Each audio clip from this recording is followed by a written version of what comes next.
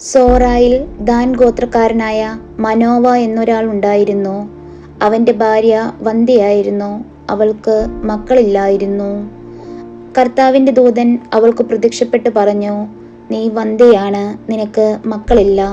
നീ ഗർഭം ധരിച്ച് ഒരു പുത്രനെ പ്രസവിക്കും. അതുകൊണ്ട് നീ സൂക്ഷിക്കണം. വീഞ്ഞോ വീര്യമുള്ള പാനീയങ്ങളോ കുടിക്കരുത്. അശുദ്ധമായതൊന്നും ഭക്ഷിക്കുകയും അരുത്. നീ ഗർഭം ധരിച്ച് ഒരു പുത്രനെ പ്രസവിക്കും. അവന്റെ തലയിൽ ക്ഷൗരക്കത്തി തൊടരുത്. അവൻ ജനനം മുതൽ ദൈവത്തിന് നാസീർ വ്രതക്കാരനായിരിക്കും. അവൻ ഫിലിസ്ത്യരുടെ കയ്യിൽ നിന്ന് ഇസ്രായേലിനെ വിടുവിക്കാൻ ആരംഭിക്കും. അവൾ ഭർത്താവിനോട് പറഞ്ഞു, ഒരു ദൈവപുരുഷൻ എൻ്റെ അടുത്ത് വന്നു. അവന്റെ മുഖം ദൈവദൂതന്റേതുപോലെ പേടിപ്പെടുത്തുന്നതാണ്.